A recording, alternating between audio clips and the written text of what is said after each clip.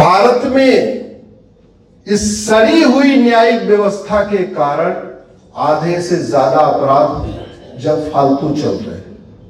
केवल न्यायिक व्यवस्था बदल जाए 50% अपराध अपने आप डाउन हो जाएंगे। दूसरी बात मैं कर रहा था, आपके झारखंड में यहां पे लैंड जिहाद हो रहा है कि नहीं हो रहा है? हो रहा है।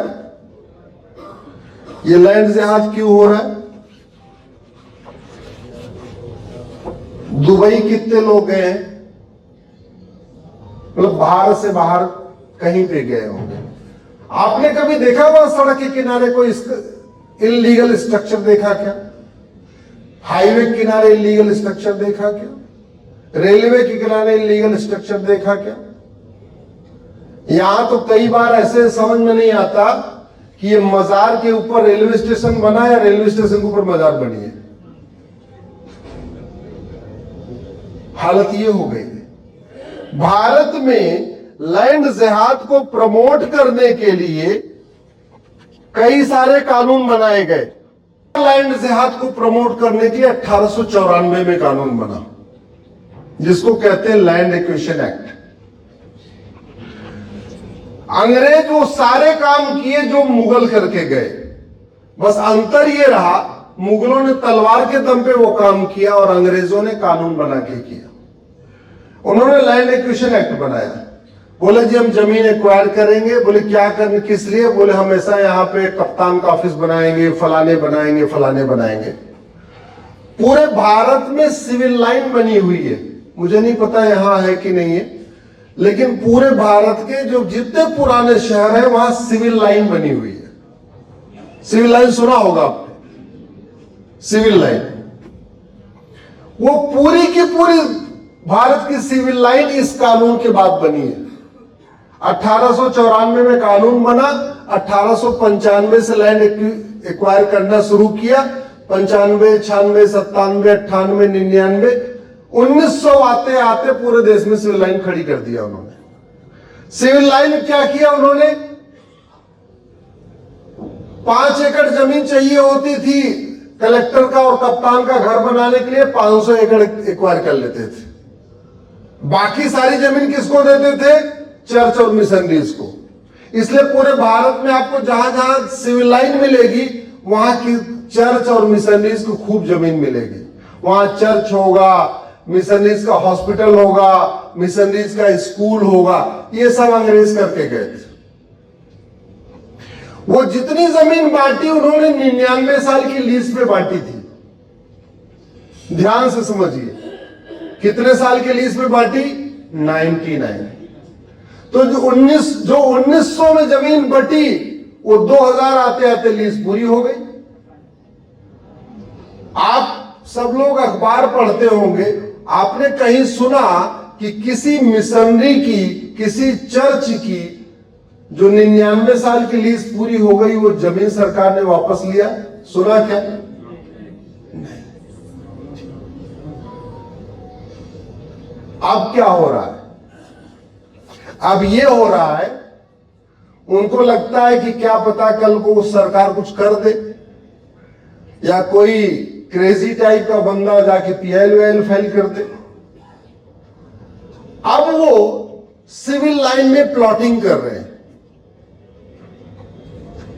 जो मिशनरीज की जमीन है, जो चर्चेस की जमीन है, जहां हॉस्पिटल बना लिया वो बना लिया, जहां स्कूल बना लिया, लेकिन जो खाली मैदान पड़ा हुआ था उसकी वो प्लॉटिंग कर रहे हैं। सिविल लाइन की जमीन बहुत महंगी होती है। किसी भी शहर की सबसे प्राइम लैंड कहां की होती है? सिविल लाइन की। हम लोगों को भी बड़ा स्टेटस लगता है, हम तो सिविल लाइन में रहते हैं, खरीदने वालों को भी। लगभग एवरेज मान के चलिए कि 2 करोड़ रुपए बिस्वा बिक जाती है सिविल लाइन की जमीन। यानी 5 बिस्वा सिविल लाइन की जमीन बेच दिया तो मिल गया 10 करोड़ रुपए। और शहर से 20-25 किलोमीटर दूर गए तो 10 करोड़ में 10 एकड़ जमीन खरीद लिया। बाहर से फंडिंग की जरूरत नहीं है। आप लोग चंदा इकट्ठा कर करके एकल चला रहे हैं, उनको चंदा भी इकट्ठा नहीं करना। वो सिविल लाइन की जमीन है ना। उसके बाद 5 बिस्वा और बेच दिया, फिर 10 करोड़ मिल गया। उस 10 करोड़ से बढ़िया उस पे स्कूल बना दिया। कोई बाहर से चंदा नहीं, कोई बाहर से फंडिंग नहीं, कोई कुछ नहीं। हमारी सिविल लाइन की जमीन बेचा और 30 किलोमीटर दूर जाके बढ़िया स्कूल बना दिया। अब वहां पे वो गरीब बच्चों को कह रहे हैं तुम आ जाओ हमारे यहां पढ़ो, तुम्हें मुफ्त में शिक्षा देंगे। जमीन हमारी, हमारे पैसे से बनी और हमारे ही ट्राइबल्स को वहां पे मुफ्त में एजुकेशन देके उनको कन्वर्ट किया जा रहा है। कैसे आप लड़ोगे उनसे? कितना लड़ोगे आप? मैं ये नहीं कह रहा हूं कि लड़ना छोड़ दो, आप लोग बहुत महत्वपूर्ण काम कर रहे हैं। एकल ने लाखों बच्चों को कन्वर्ट होने से बचा लिया। एकल ने लाखों लोगों को हिंदुओं का दुश्मन होने से बचा लिया। एकल ने लाखों बच्चों को ड्रग स्मगलर होने से बचा लिया, माओवादी बनने से बचा लिया, अलगाववादी बनने से बचा लिया। एकल ने बहुत महत्वपूर्ण काम किया। लेकिन सवाल यह है, एकल तो चंदा दे लेके चल रहा है। एकल तो एक टीचर अपॉइंट करके दे रहा है। एकल यूनिफॉर्म थोड़ी बांट पाएगा, एक मुफ्त में खाना थोड़ी दे पाएगा, बढ़िया उनको घुमा थोड़ी दे पाएगा। और वहां क्या हो रहा है? सिविल लाइन की जमीन पे प्लॉटिंग करके, सिविल लाइन की जमीन से स्कूल खड़ा करके, फ्री में करके कन्वर्ट कर रहे हैं। इसलिए मैं कहता हूं, धर्म की जय तब होती है जब अधर्म का, जोर से बोलिए, धर्म की अधर्म का प्राणियों में विश्व का।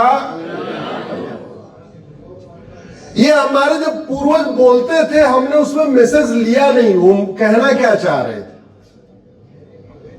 धर्म की जय करने से अधर्म का नाश नहीं होता। अगर धर्म की जय करने से अधर्म का नाश होता तो भगवान कृष्ण परेशान होकर भी कुरुक्षेत्र में युद्ध नहीं करवाते। अधर्म का नाश करने से धर्म की, और जब अधर्म का नाश हो, धर्म की जय हो, तब प्राणियों में और तब भारत का कल्याण। इसको हमें समझना पड़ेगा। समाज अधर्म का नाश नहीं कर सकता, समाज धर्म की जय कर सकता। जो एकल कर रहा है, कोशिश कर रहा है अपने संसाधनों के जरिए लोग कन्वर्ट न हो, थोड़े शिक्षित हो जाए, थोड़े पढ़ लिख लें, उनको मुख्य धारा में आ जाए, मिनिमम उनको कम से कम चीजें समझ में आ जाए। इससे ज्यादा नहीं कर सकता। लेकिन जो बाहर की फंडिंग आ रही है, और इस देश में पार्लियामेंट्री जिहाद हुआ है, मैं ये शब्द बहुत ध्यान से यूज कर रहा हूं। पार्लियामेंट्री जिहाद हुआ है, संसदीय जिहाद हुआ है। पार्लियामेंट में भारत को, सनातन को, हिंदू धर्म को बर्बाद करने के लिए कानून बनाया गया।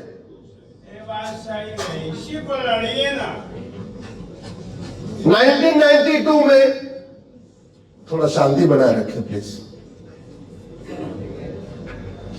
1992 में एक कानून बना, माइनॉरिटी कमीशन एक्ट।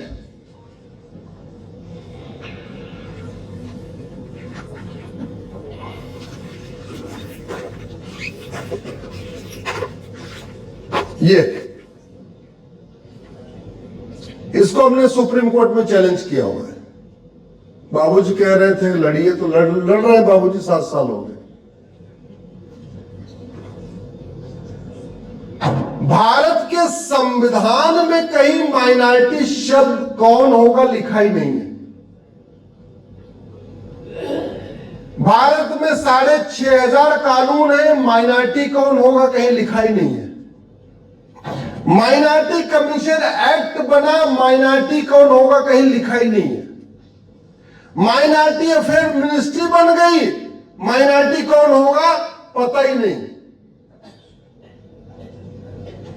यूएन कहता है एनी ग्रुप और community which is socially, economically, politically non dominant and inferior in population less than 1% is a minority. यानी ऐसा समुदाय, ऐसा समूह जिसका कोई सामाजिक वजूद न हो, कोई आर्थिक वजूद न हो, कोई राजनीतिक वजूद न हो, संख्या में नगण्य हो।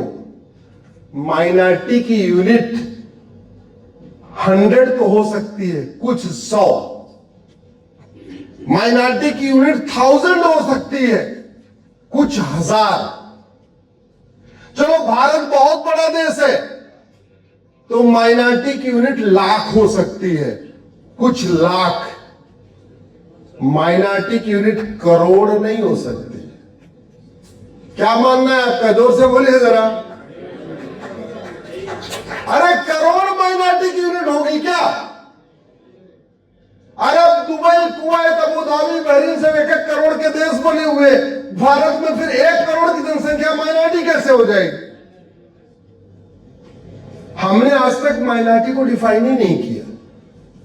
तो नतीजा, एक तो लैंड एक्विजिशन एक्ट, पूरे मिशनरी स्कूल खुल रहे, मदरसे खुल रहे, चर्चेस खुल रहे।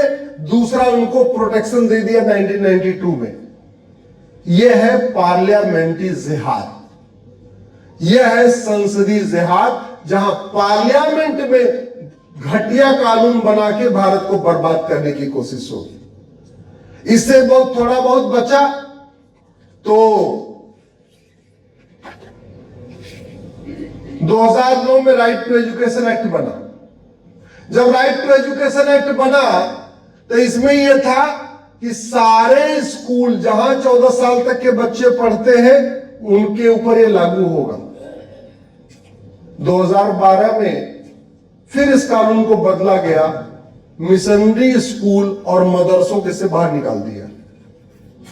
यानी मदरसा और मिशनरी स्कूल की फंडिंग कहां से आ रही है, सरकार ऑडिट नहीं कर सकती।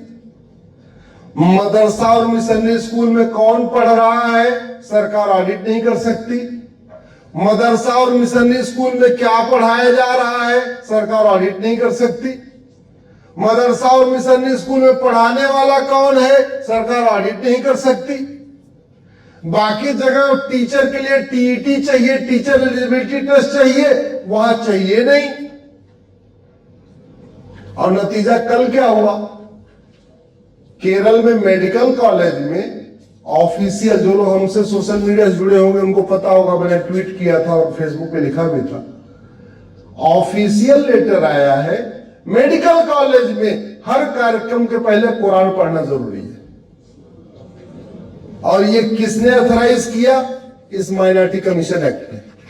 इसलिए कहता हूं, भारत को बर्बाद करने के लिए पार्लियामेंट में, स्वतंत्र भारत में 50 से ज्यादा घटिया कानून बनाए गए।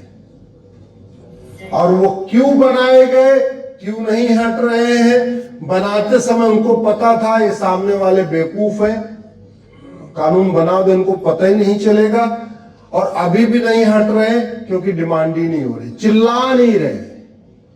चिल्लाइए। धर्मांतरण का सबसे बड़ा अड्डा मिशनरी स्कूल और मदरसा है कि नहीं? जोर से बोलिए जरा। ब्रेन वॉश किया जाता है कि नहीं किया जाता? उसको प्रोटेक्ट कौन कर रहा है? उसको प्रोटेक्ट कर रहा है ये नेशनल माइनॉरिटी कमीशन एक्ट और राइट टू एजुकेशन एक्ट, ये उसको प्रोटेक्ट कर रहा है।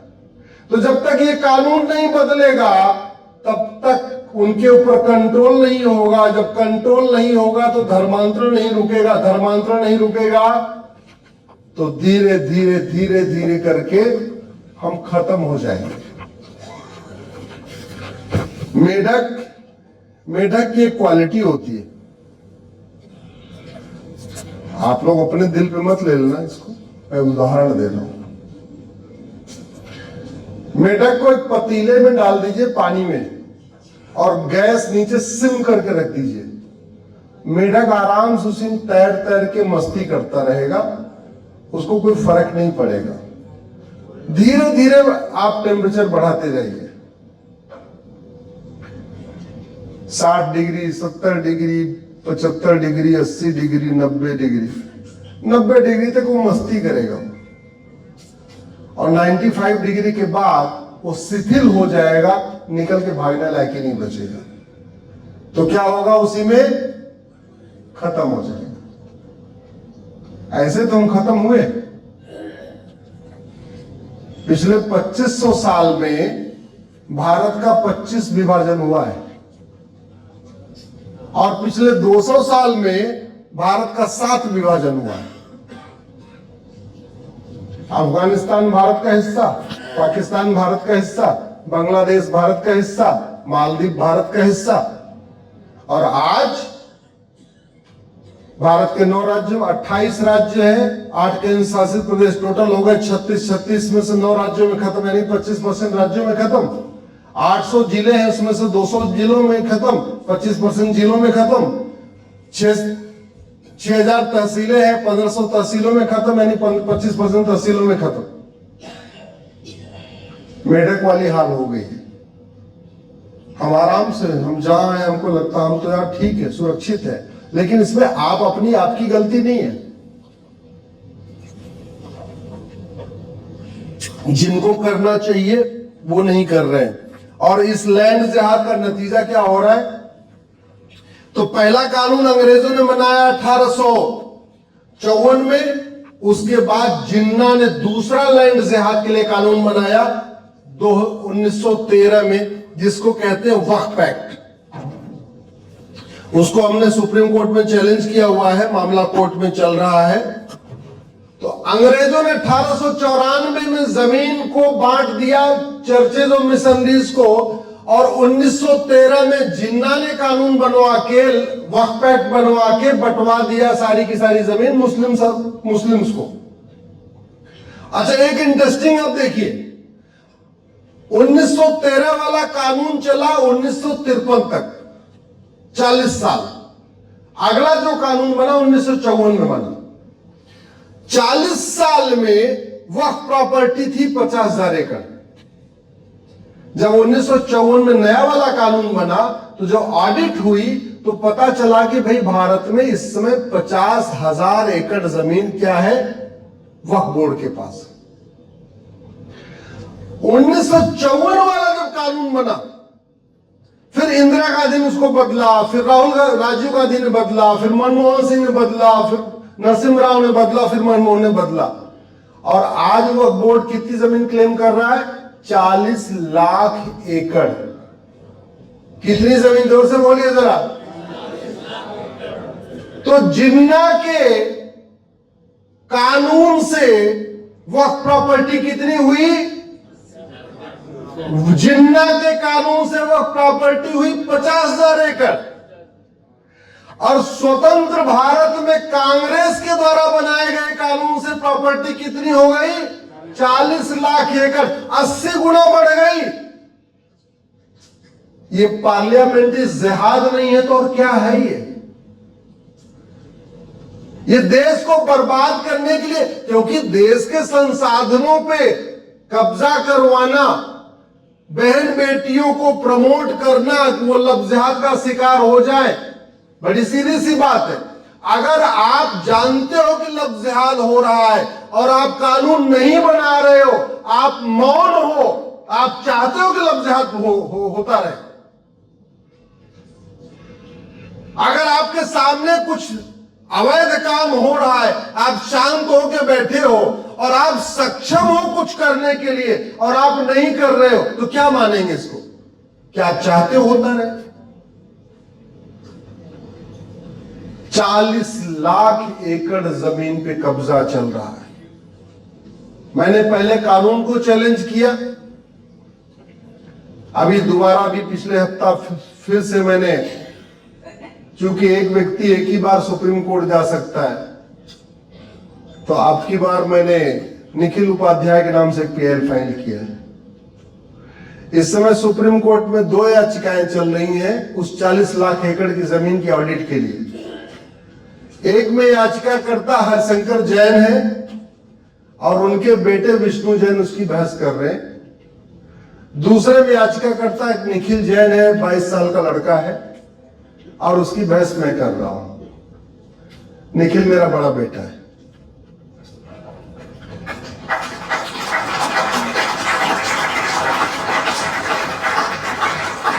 लेकिन हमें तो जो सुप्रीम कोर्ट में करना है कर रहे हैं। आपके सांसद क्या कर रहे हैं? आपके विधायक क्या कर रहे हैं? क्या सुबह से लेकर शाम तक केवल वोट नोट वोट नोट, कहां से वोट आएगी, कहां से नोट आएगी, इसी की चिंता करेंगे क्या? अगर वो सुबह से शाम तक केवल वोट नोट करते रहेंगे तो फिर भारत सुरक्षित नहीं होगा। इसलिए उनको पकड़ पकड़ के टोकना पड़ेगा। हम लोग कितने स्वार्थी हैं। शादी का कार्ड देना होगा, सांसद जी से मिलते हैं। बर्थडे में बुलाना होगा तो सांसद जी से मिलेंगे। माला पहनाना होगा, अपनी फोटो खिंचवाना होगा तो भी मिलेंगे। राष्ट्रहित के कार्य के लिए मिलते हैं क्या? जोर से बोलिए जरा, ईमानदारी से बताइए। दिल पे हाथ रख के मिलते हैं क्या? मिलना शुरू करिए, मिलना शुरू करिए। महीने में एक दिन निकालिए। जैसे अपने बच्चों के लिए टाइम निकालती हैं, अपने परिवार के लिए टाइम निकालते हैं, एक दिन महीने में टाइम।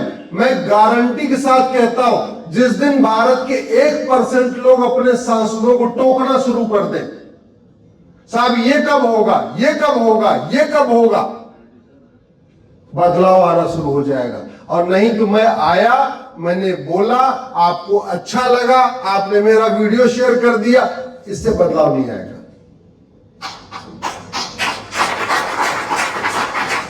बदलाव आएगा जितनी बात मैं कह के जा रहा हूं, यही सारे सवाल जाके सांसद से पूछना। खूब बात करेगा। पहले बात एक दिन में बात नहीं करेगा, 2 दिन में नहीं करेगा, 3 दिन में नहीं करेगा। जब 1 के बाद 2, 2 के बाद 3, 3 के बाद 5, 5 के बाद 10 पहुंचने हो जाएंगे, 100% बात करेंगे। और ये मैं अपना अनुभव बता रहा हूं। इंजीनियरिंग छोड़ के आया, सुप्रीम कोर्ट में गया तो एक वहां बड़ी लॉबी है सुप्रीम कोर्ट में। भूतपूर्व कानून मंत्री, भूतपूर्व वित्त मंत्री, भूतपूर्व गृह मंत्री, भूतपूर्व विदेश मंत्री, भूतपूर्व शिक्षा मंत्री, भूतपूर्व संचार मंत्री, भूतपूर्व गोभी मंत्री,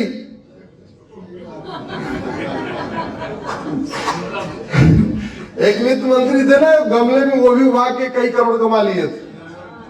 हाँ, तो ये सारे के सारे जो भूतपूर्व मंत्री थे, हमें देख के मुस्कुराते थे, चिढ़ाते थे, अपमानित करने की कोशिश करते थे। हमने बहुत अपमान झेला है, हमने बहुत अपमान झेला है, तब आपको मेरे बारे में पता चला है। हमारी यात्रा ऐसे नहीं रही। हमने घर परिवार छोड़ा है। 2024 में केवल 2 रविवार अपने घर में था। एक में भैया दूज थी, एक में कोई और त्योहार था। 2023 में 2 ही रविवार अपने घर में था, एक में दिवाली थी, एक में कोई और त्योहार था। तो बहुत अपमान झेला। सांसदों के यहां अगर पहुंचना शुरू हो जाए, बोलना, और सारे सांसद गड़बड़ नहीं है। मैं आपको बताऊं, अभी बहुत सारे सांसद से हमारी चर्चा होती है, उनको इन विषयों का ज्ञान भी नहीं है। बहुत सारे तो अनजाने में ही। अच्छा, ज्ञान क्यों नहीं है? वो सुबह से लेकर शाम तक बूथ की चर्चा होती रहती है। किस बूथ पे कितना, किस बूथ पे कितना, किस बूथ पे कितना।